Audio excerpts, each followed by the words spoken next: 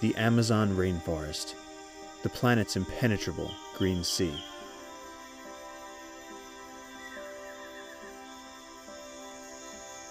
Within these remote depths runs the Las Piedras River, which forms part of the longest tributary to the Amazon.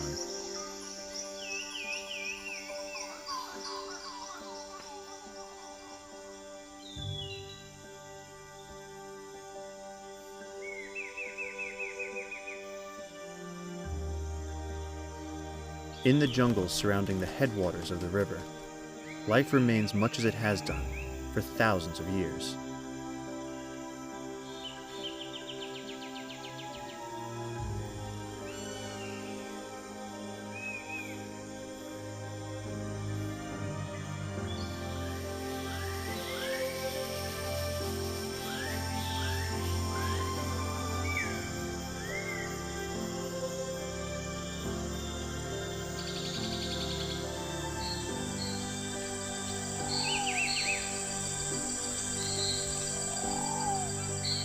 Giants like these form a dense canopy, shutting out the lights on those who dwell below.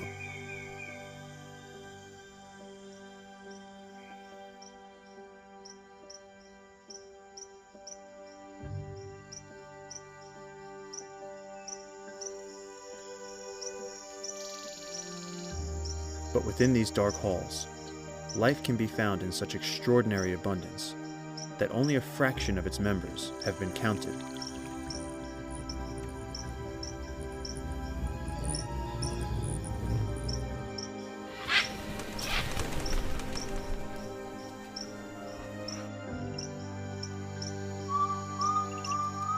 And this is with good reason, because survival below the treetops is often to remain hidden.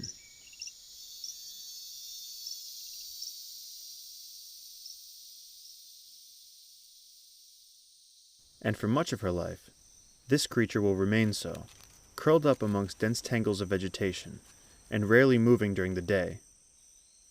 Her local name is Osito Oro, which means tiny golden bear. But while she might be both tiny and golden, she is certainly not a bear. She is a silky anteater. But don't let appearances fool you. The claws on her front feet can inflict serious wounds on anything that might try to harm her.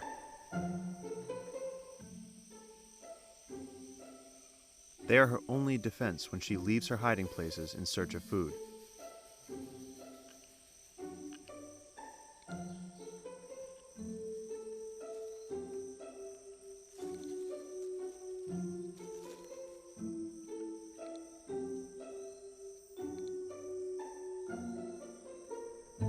She's sniffing out her prey, and being an anteater, this consists of ants and termites. But in order to find them, she has to overcome the considerable challenge of staying awake.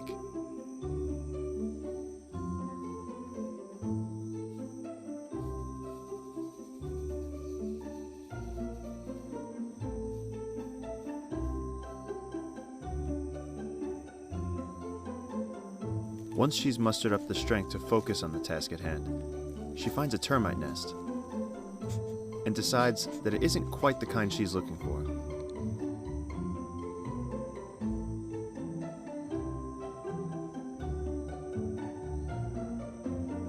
Keeping up appearances is important too, and a good grooming regime is sure to please a mate.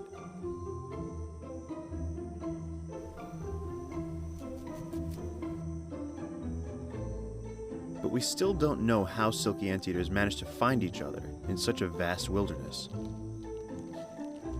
In fact, nobody knows much about them at all.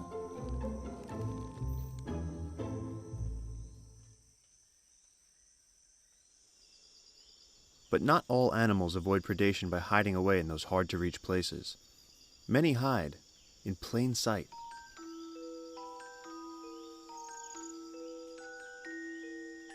At this scale, nothing is quite what it seems.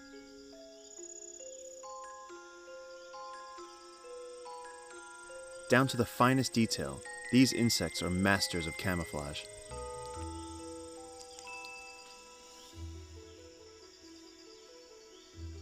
Leaf-mimicking katydids copy the vein structures of the leaves that they live on. Some stick insects even mimic the particular species of moss and lichen that tend to grow from their favored trees.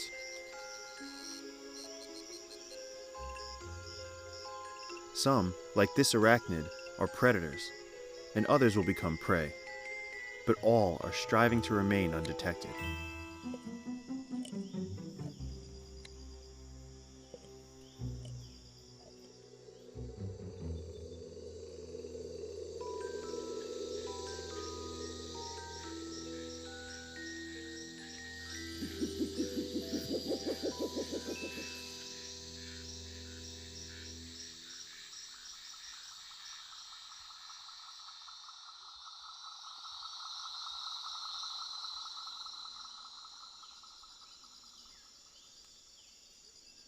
While many animals avoid predators and catch prey by copying the designs of others, these moths have an entirely different strategy.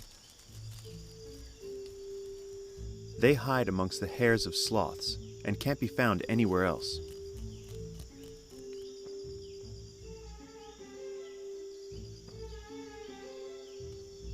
The sloth's dense hair supports a variety of algae that help it to blend in with the surrounding jungle. And they move so slowly and infrequently that they're rarely spotted by predators.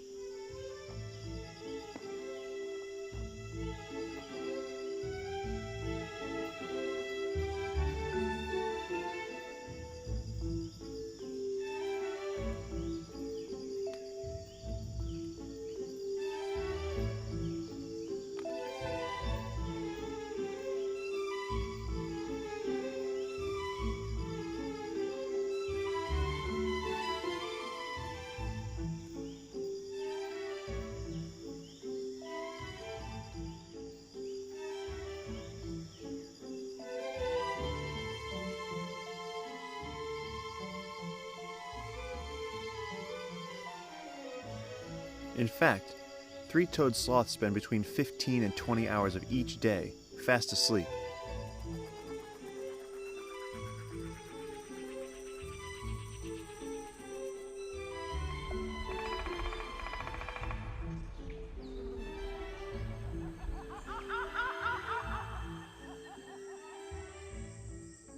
Their leafy diet is simply too poor in calories to keep them going for much longer. The perfect place for moths to make a permanent home. But hiding away and living the solitary life isn't the only way to stay safe in the jungle. Sometimes, sticking together can work just as well. The tip of this young tree is just soft enough for the probing mouthparts of these tree hoppers to break through and feed on the sap that runs through its veins. Aside from a thin shell, the tree hoppers are completely defenseless.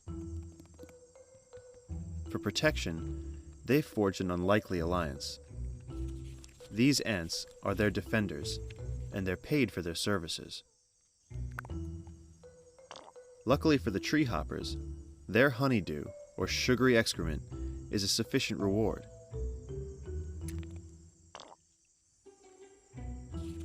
The ants keep the tree hoppers free of mites with specialized cleaning mouthparts.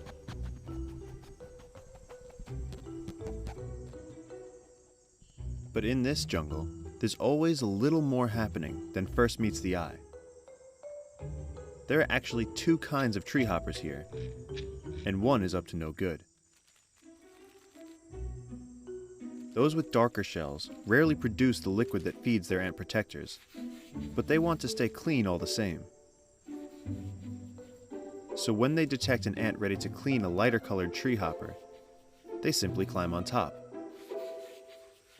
and prevent the ant from feeding until they're clean.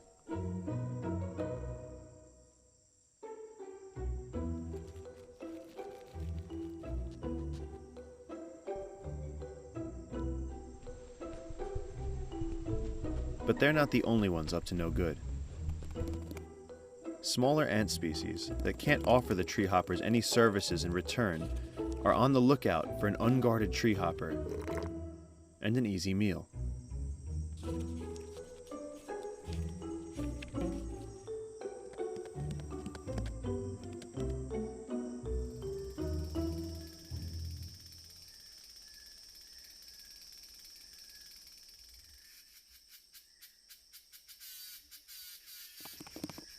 Each day, billions of these tiny leafcutter ants embark on a journey, migrating through the forest along miniature highways.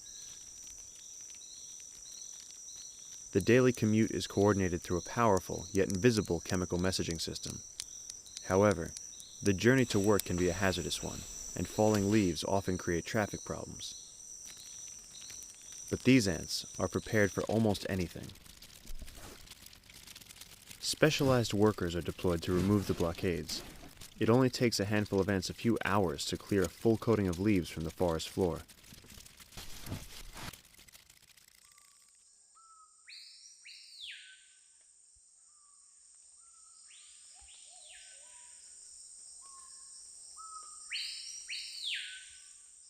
The workers are all heading for a harvesting tree. They're after its leaves, but to get them, they must scale a height comparable to a human scaling the highest mountain in North America.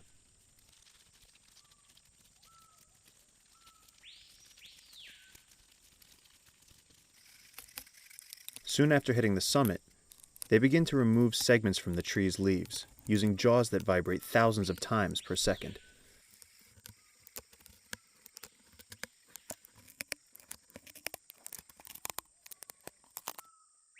Then, they must embark on the 100-meter journey back to the nest.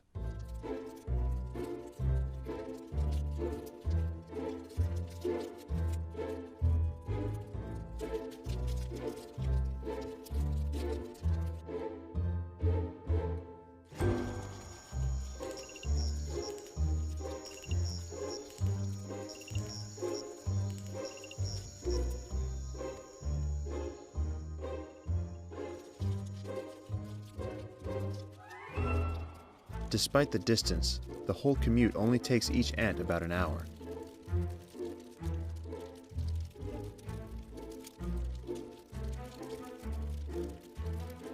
Efficiency is key, and once the jaws of workers become blunted, they'll carry the leaves cut by their little sisters instead.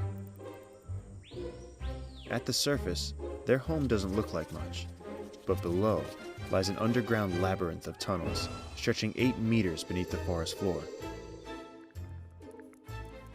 Home to a colony with as many members as the City of London.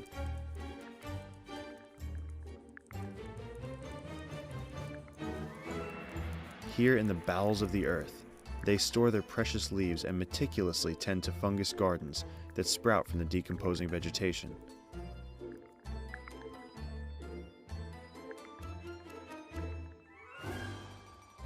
The tiny, white, rounded fruiting bodies of the fungus are used to feed the entire colony.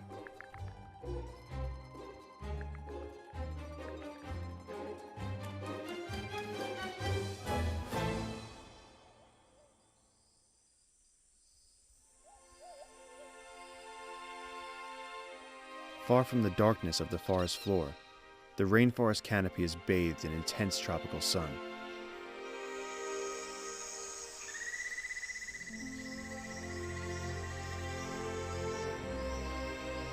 This is the engine room of the jungle, where giant trees capture sunlight to fuel their growth.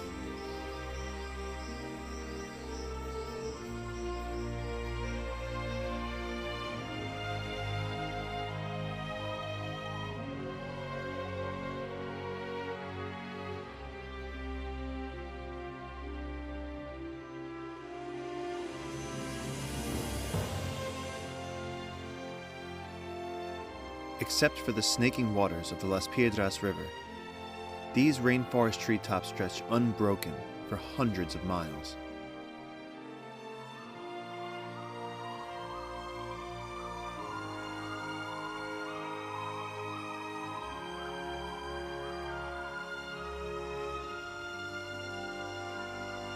Here in this skyward realm exists the greatest diversity of life in the rainforest, and so on Earth itself.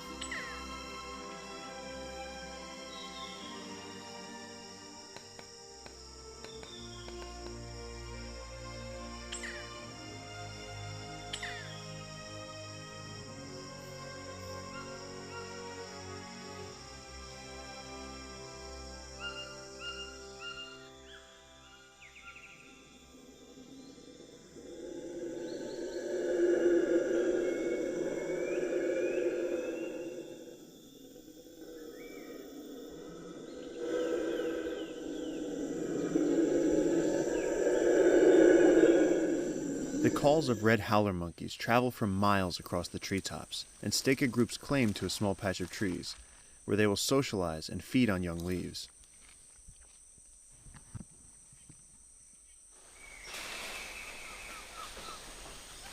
Troops of brown capuchin monkeys will range far throughout the forest and will eat almost anything they can get their hands on, whether it's flowers, insects, fruit, or even small mammals.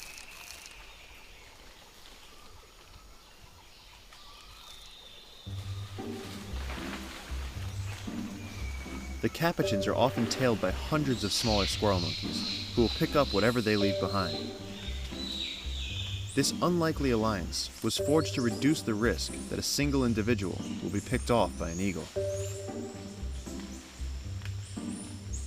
The largest of the monkeys here are the spider monkeys. And they are constantly on the move. They follow well-trodden routes that track the shortest distance between fruiting trees. During times of plenty, as many as 100 individuals can be found traveling together for a short time. When small groups meet, new friends are made, and new groups are formed.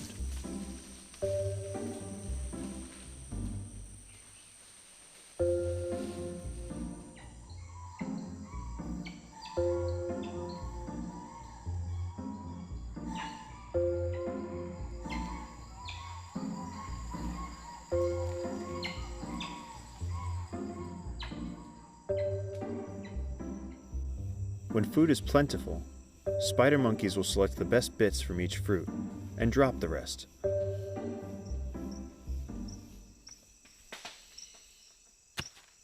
But it rarely goes to waste, as peccaries that roam the forest floor will consume much of what's been dropped.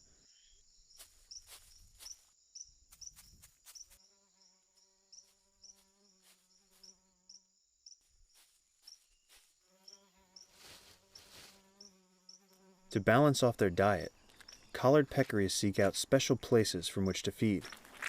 The thick mud in this hole contains unusually high concentrations of salt, a rare treat so far from the sea.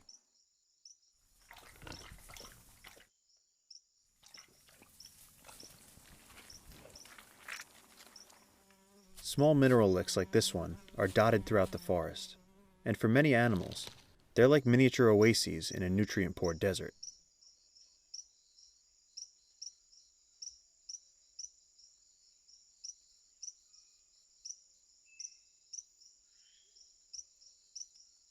Throughout the day, a variety of visitors come and go. Some, like this red brocket deer, are particularly wary, as they know that jaguars hunt here too.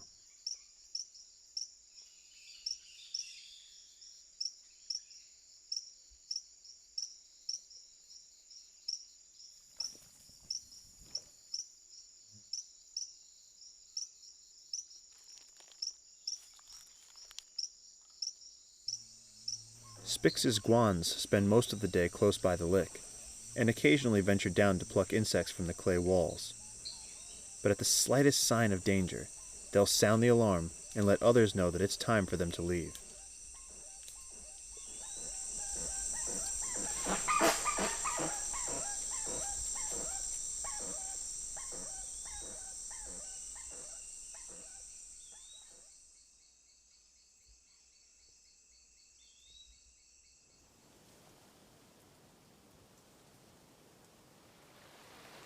The erosive force of the Las Piedras River has gradually unearthed a salty deposit on its bank.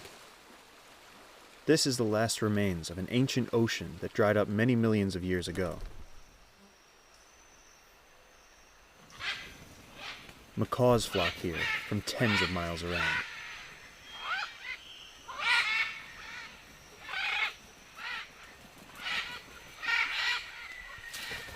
They gather in the trees and wait for a brave individual to fly down to the lick and reassure them that the area is free from predators.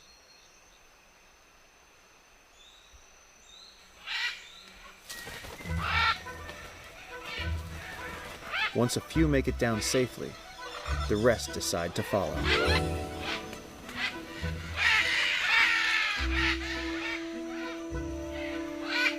Not only does eating the clay provide salt, but it also helps to neutralize the toxic chemicals found in many of the unripe fruits in the macaw diet. For the macaws, these visits to the local clay lake are more than just feeding opportunities. They're places where mates can be found and disputes can be settled.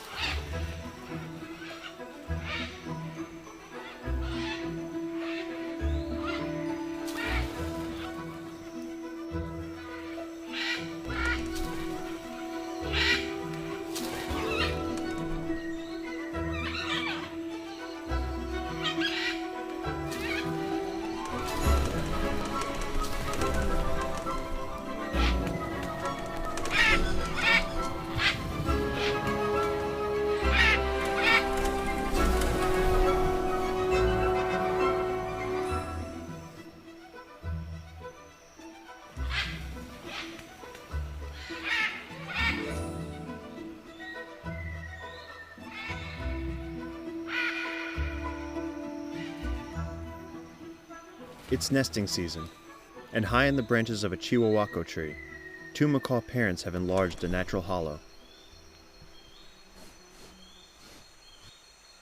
Inside is a hungry chick, who now after several months of confinement, is beginning to survey the world outside.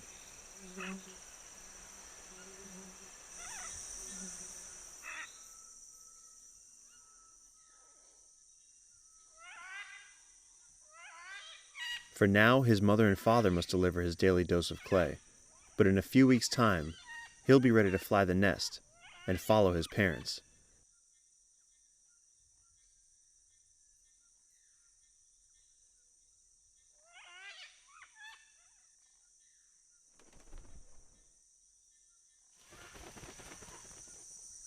For other animals, it simply isn't possible to carve salt from the earth, but they require it just the same.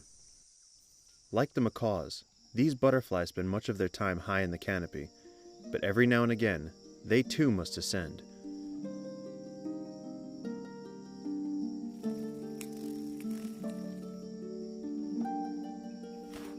The butterflies congregate on damp earth at the banks of a lake, where the waters have receded and deposited salts and other nutrients behind them.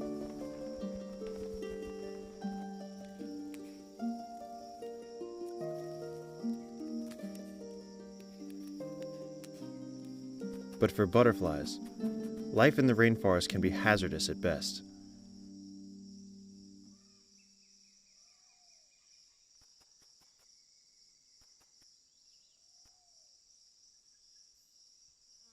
Golden orb spiders are Goliaths, but so too are blue morpho butterflies.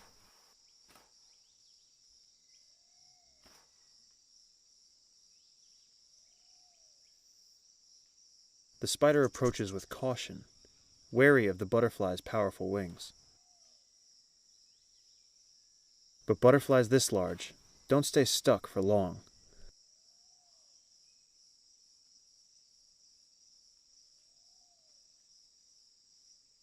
While spiders may pose a nuisance to some, there's one animal here who's been actively seeking them out.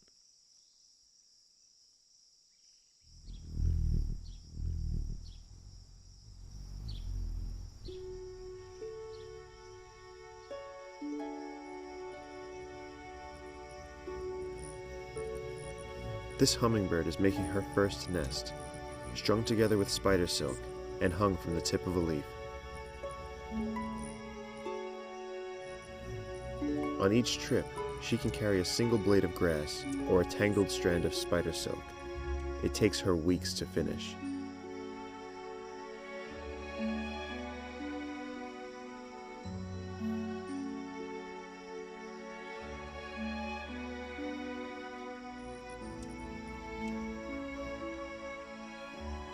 She must remain constantly vigilant, as other hummingbirds may try to take an empty nest for themselves. Once she's ready, she lays a single white egg, smaller than a fingernail.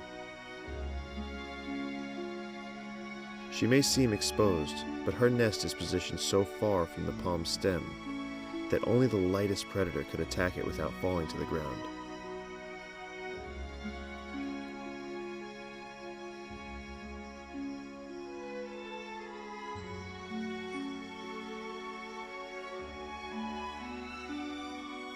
week later, a tiny hatchling has emerged.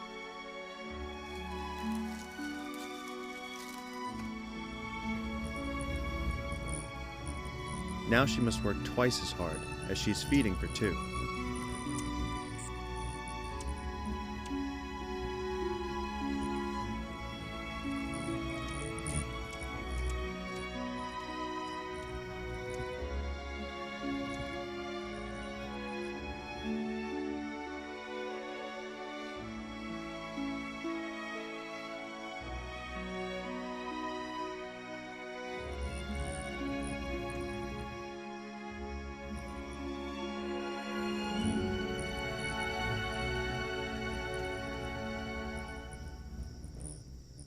But the dry season is coming to an end. Her work will soon be put to the test, and her chick's life will depend on it.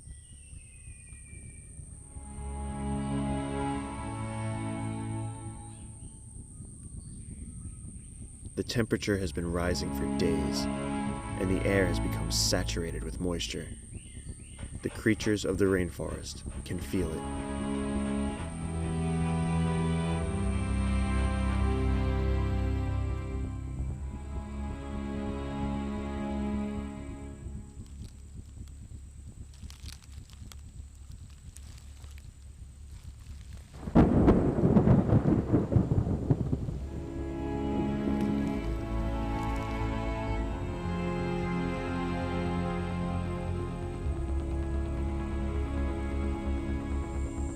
The rainforest isn't called the rainforest for nothing. In the Amazon, storms hit with a fury like few other places on Earth.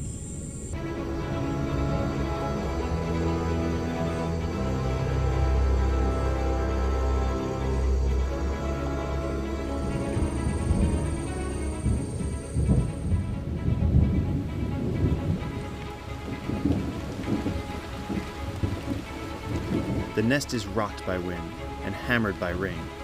The chick must cling to the fibers that his mother so carefully arranged.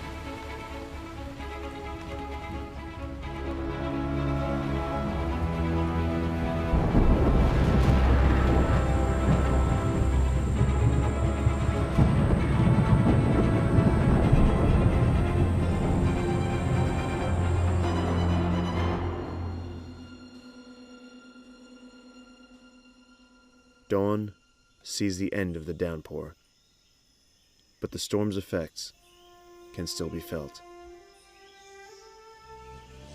The mother hummingbird returns to find her chick gone and the nest empty.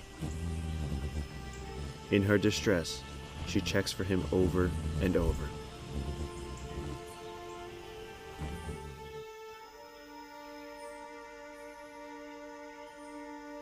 He may have survived, but having been blown from the nest during the night, he's now alone in the rainforest. He doesn't yet know how to find food for himself, so she must find him quickly, or else he will starve.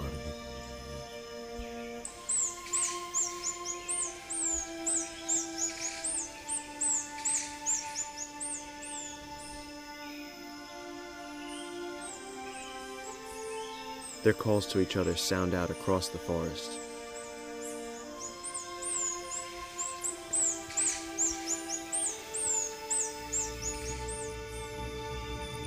And the two are reunited once again.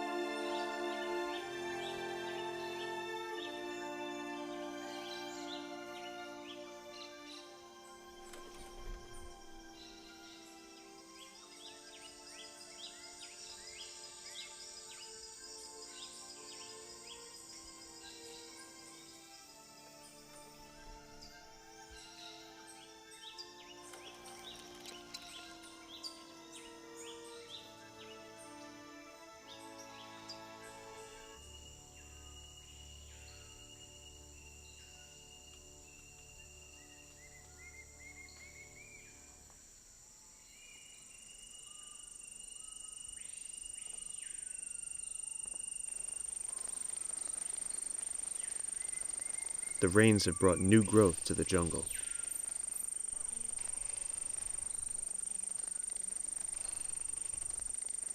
But they have also brought destruction. The Las Piedras River is bursting its banks. Entire trees are carried away with the current.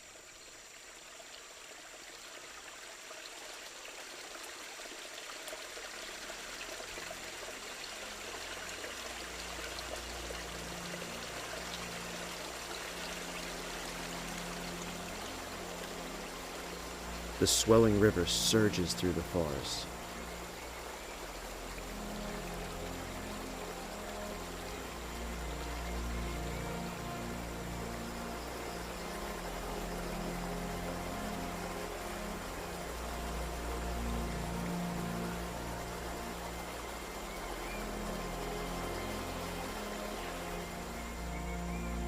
For those too small to outpace the flood, the only way is upwards.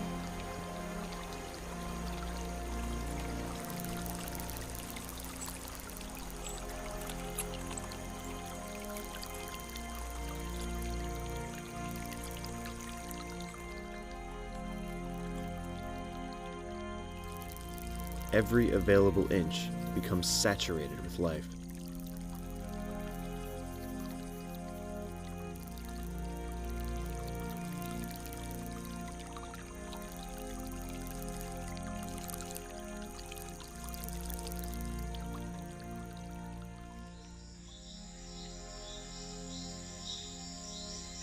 Strange forms are forced from the darkness.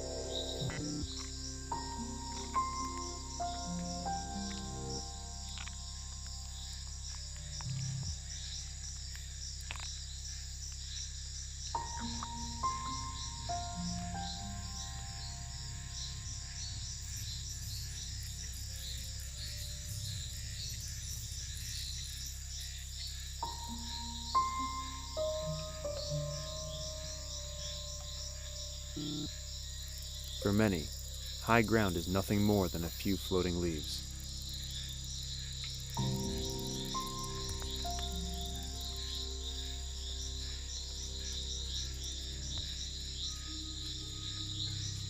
The search for escape is constant.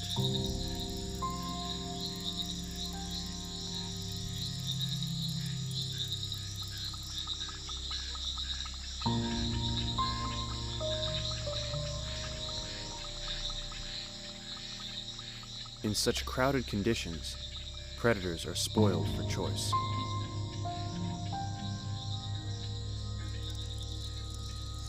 Isolated on their treetop arcs, it could be weeks before the river recedes and the creatures of the forest touch solid ground once again.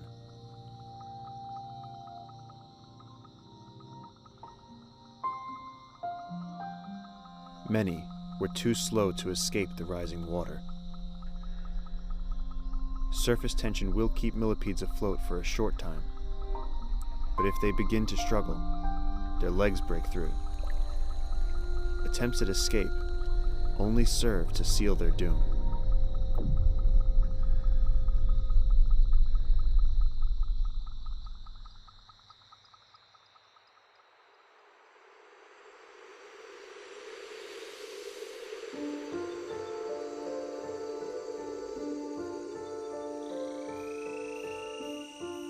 The arteries of the jungle are now springing back to life.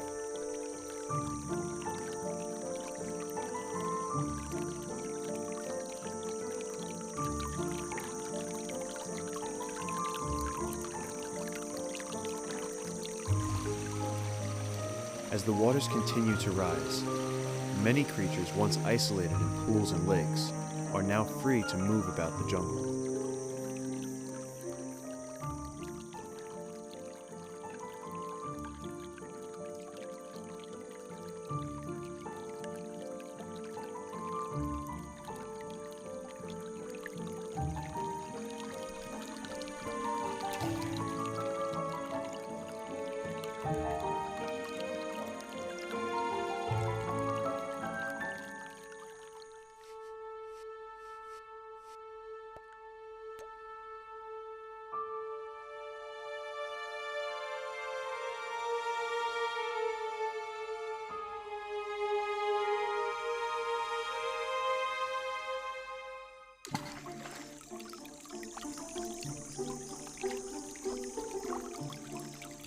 Fish are searching for a safe place to lay their eggs, and predators are ready to cut them off.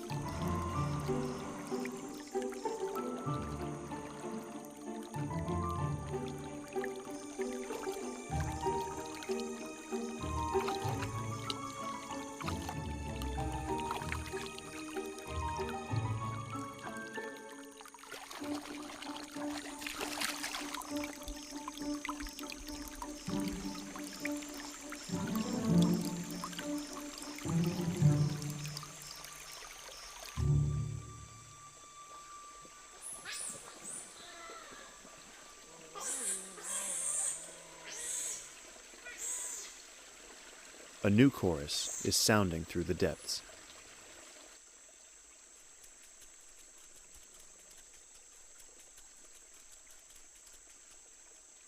A family of giant river otters, 7 strong, are also here to take advantage of the fish to be found in the swelling streams.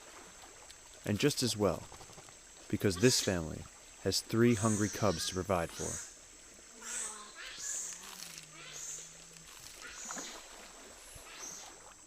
But with so many mouths to feed, the otters can't stay in the streams forever, and must move on to places of greater abundance.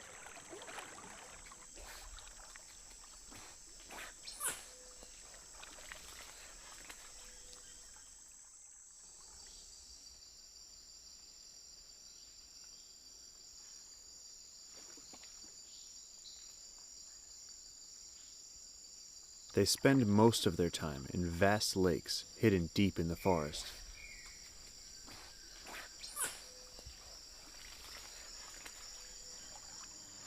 Half of giant otter cubs don't make it through their first year, but these are the lucky ones. They have made it past the crucial stage in their lives when they're most vulnerable to predators.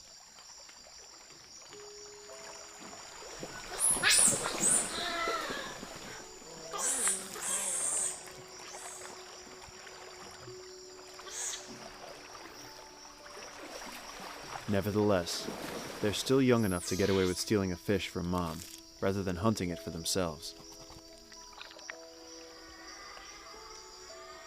The cubs' jaws still aren't strong enough to dispatch a fish quickly, so they have to keep a careful grip. Sometimes, a live one can be a little startling.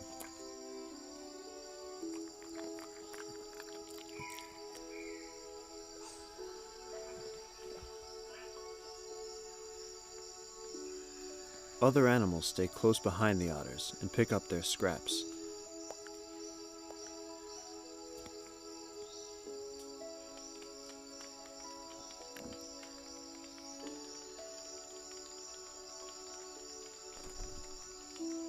But they aren't welcome everywhere.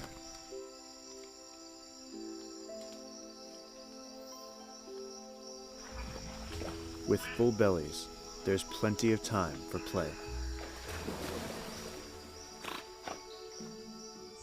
In a few months, the cubs will reach their adult size at 2 meters long.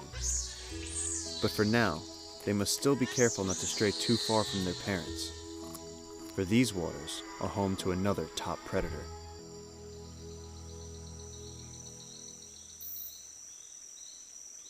Male black caiman are highly territorial, and this 5-meter-long individual is a new arrival at the lake. The current resident, a smaller male, is well aware and arches his back as a signal of his claim. The new, much bigger male responds in kind, showing that he won't back off so easily. As the caiman move in, they size each other up.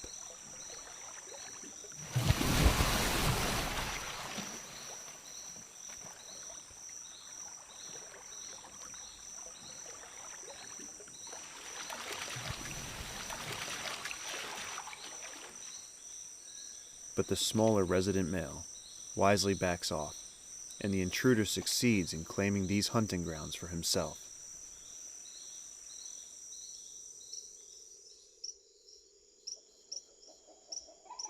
Some of these rainforest lakes are many hundreds of years old, but gradually, vast mats of floating vegetation begin to choke the surface. The lake bottom grows shallower as it's filled with dead leaves, and the forest moves in to reclaim the land. For now, this lake is a haven for wildlife of all kinds.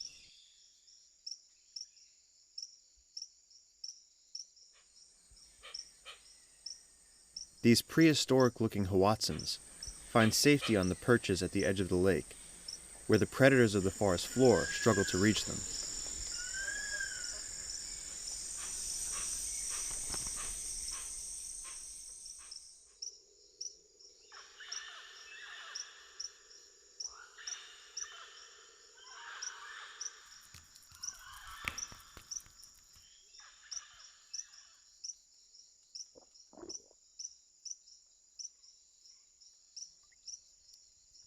Snakebirds can be found here too. While a low buoyancy submerges their body while swimming at the surface, it also enables them to dive down and spearfish underwater more easily. Prime feeding grounds are often fiercely contested.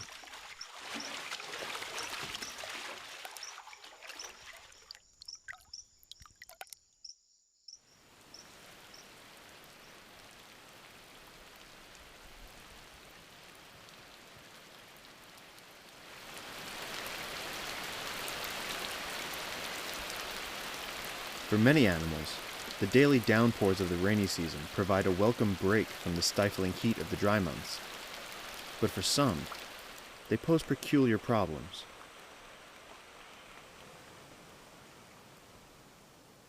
The water has risen, and the butterflies that once fed on the mud banks at the lake's edge must now look elsewhere for a meal. They may have to wait, but they know just the place to get it. Side-necked turtles, who currently have entirely different agendas. There is nothing quite like a good scratch. Or better yet, a good stretch.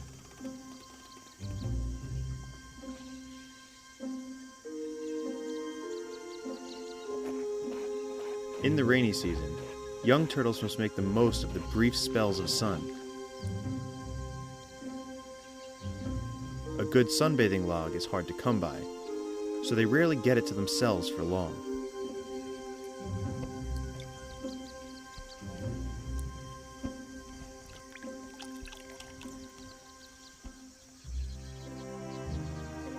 Despite there being ample room for many turtles on the log, a big male won't tolerate his view being obstructed by a smaller one.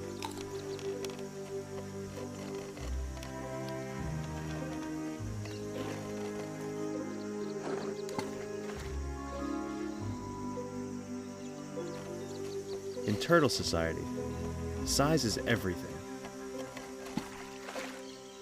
When the turtles are more evenly matched, log relations are more respectful. But as a consequence, they often tend to pile up. Life on the log is a process of constant nudging and shuffling. Once the turtles have settled, the butterflies can move in. The butterflies lap up the salty turtle tears. But the turtles aren't sad. The tears clean their eyes after a dip in the water. The butterflies don't actually consume the tears they collect. They save them. These butterflies are all males, and they will pass the tiny bundles of turtle tear salt to the females during mating.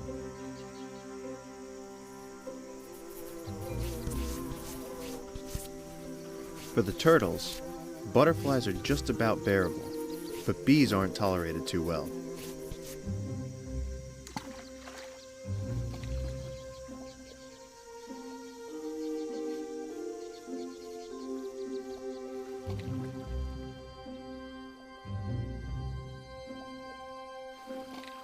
It seems that turtle relations in the water are not so different from those on the log.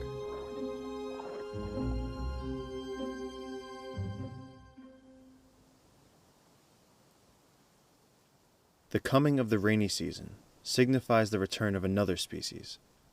A species so ingenious that, like no other, it has the power to shape the rainforest in its own image.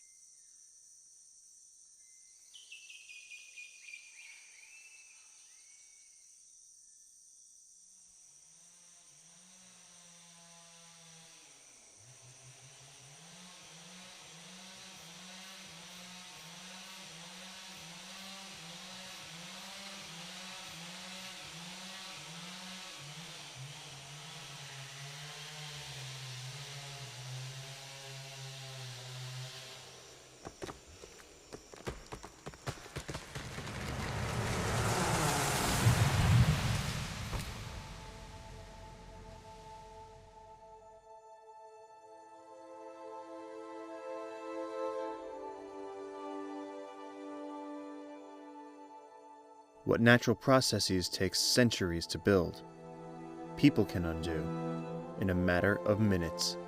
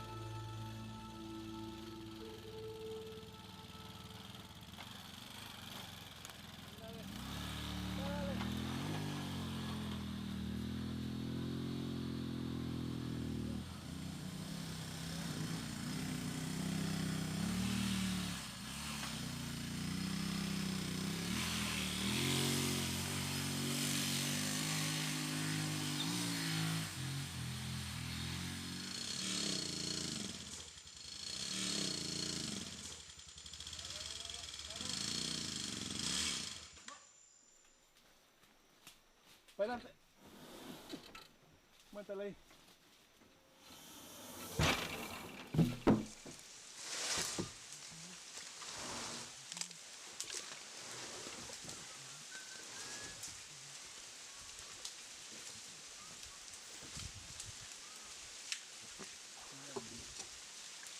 Cuidado, gordo.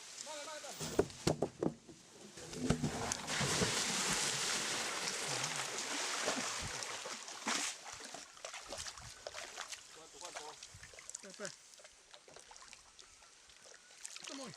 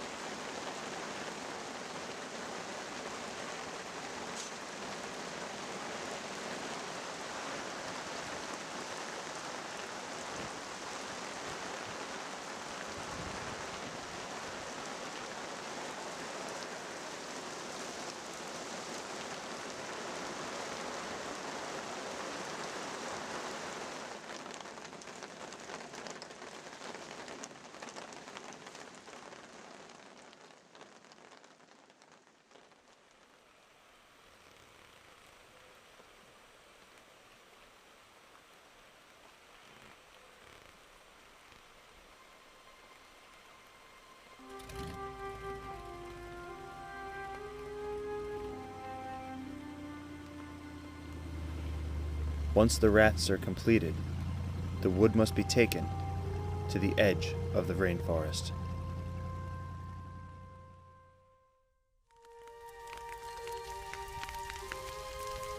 But at that edge, the world is changing. As the Las Piedras rainforest is burnt to make way for farmland, a part of our sense of wonder in the world goes with it.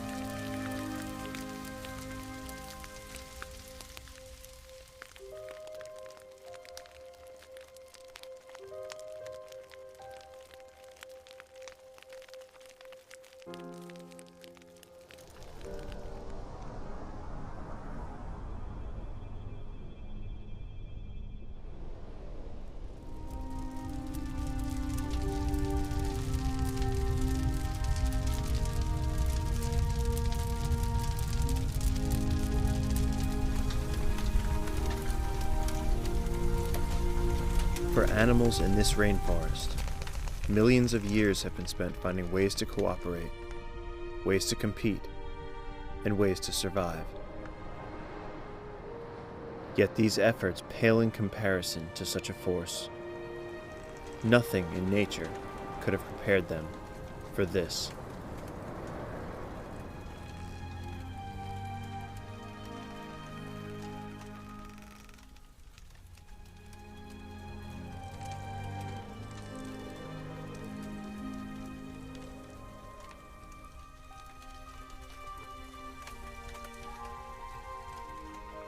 The clock is ticking for those mysteries that still remain hidden within the trees, because such wild places could soon be worlds of fiction.